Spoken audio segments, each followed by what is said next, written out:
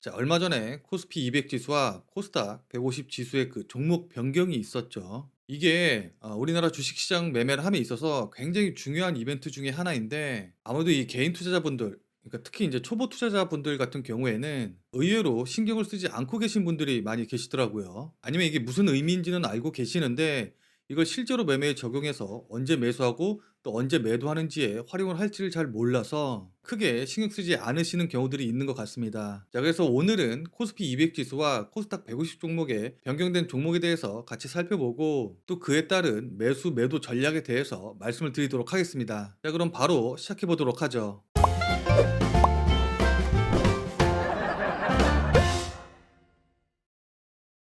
일단 매매 전략을 따져 보려면은 어떤 종목이 새로 편입이 되고 또 어떤 종목이 새로 편출이 됐는지부터 확인을 해야겠죠. 자, 일단 다 같이 한번 좀 살펴본다고 하면은 코스피 200 지수 종목에는 대한전선, 동원산업, 효성 TNC, 효성 첨단소재, 그리고 SK 바이오사이언스가 새로 편입이 되었고, 빙그레, SPC 삼립, 한일 현대시멘트, 남선알미늄, 태영건설, 애경산업, 그리고 삼양사가 제외가 되었습니다. 그 다음에 코스닥 150 종목도 살펴봐야 될 것 같은데, 코스피에 비해서 코스닥 종목들은 좀 변동폭이 좀 더 크죠. 자, 일단 새로 편입된 종목에는 성우하이텍, 유니슨, 아주 아이비투자, FST, 우리기술, 바이넥스, 젠백스, 삼강 MNT, TSE, 테스나, 파크시스템즈, 하나머티리얼즈, 아이큐어, 데브시스터즈, 심텍, 박셀바이오가 있고, 제외된 종목에는 VTGMP, 한국기업평가, 이지홀딩스,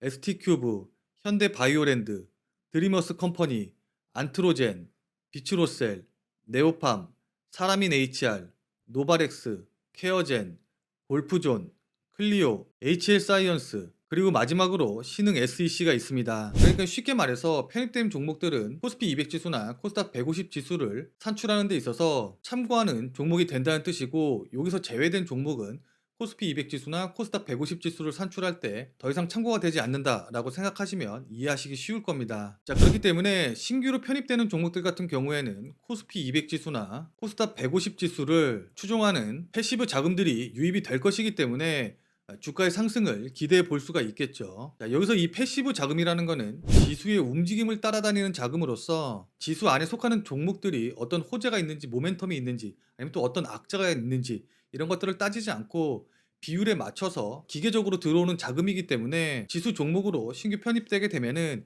이 패시브 자금들이 그 비율에 맞춰서 자연스럽게 따라 들어오게 되는 겁니다. 자, 반대로 이 종목에서 제외가 된다고 하면은 당연히 패시브 자금들, 그러니까는 기계적으로 들어온 자금들이 또 기계적으로 나갈 수밖에 없겠죠. 그렇기 때문에 주가 하락이 예상이 되는 게 뭐 당연하겠죠. 자, 그런데 이번에는 이런 일반적인 움직임과는 조금 다른 결과가 나올 수도 있습니다. 왜냐하면은 바로 5월 3일부터 다시 재개가 된 공매도의 영향 때문인데요.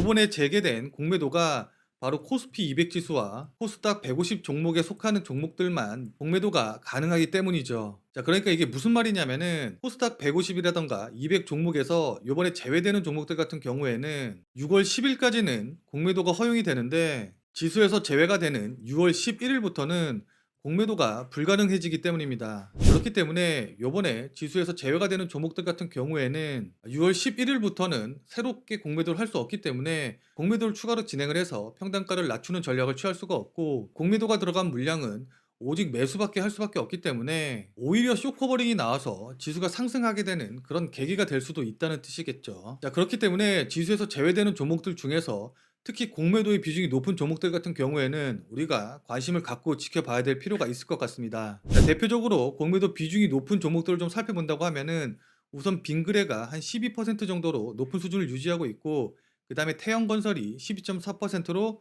마찬가지로 높은 비율을 유지하고 있습니다. 가장 높은 공매도 비중을 갖고 있는 종목이 바로 현대바이오랜드인데, 아까 말씀드린 대로 이 공매도 물량들이 모두 매수로 전환이 되면서 상한될 가능성이 높기 때문에 특히 주목해서 지켜보셔야겠죠. 자, 그러면 지수 편입 종목과 또 제외되는 종목을 두 가지 경우로 나눠서 언제 매수하고 또 언제 매도해야 될지 전략을 조금 더 구체적으로 말씀드리도록 하겠습니다. 자, 일단 지수에 편입되는 종목들 같은 경우에는 일반적으로 봤었을 때 편입되는 종목이 발표된 이후에 주가가 이렇게 상승하는 모습을 보이다가 실제로 지수에 편입이 된 이후에 오히려 하락하는 경우가 많기 때문에 지수 편입일 근처에서는 매도하셔서 수익 실현하시는 전략으로 대응을 하시는 게 좋을 것 같고, 지수에서 제외가 되는 종목들 같은 경우에는 일반적으로 제외되는 종목이 발표된 이후에 이렇게 하락하는 움직임을 보이다가 실제로 지수에서 제외되는 날부터 다시 반등하는 경우가 많이 있기 때문에 실제로 지수가 제외되는 이날 매수하시는 전략이 유효해 보입니다. 자, 이 실제로 지수에 편입되는 날, 그 다음에 실제로 지수에서 제외되는 날이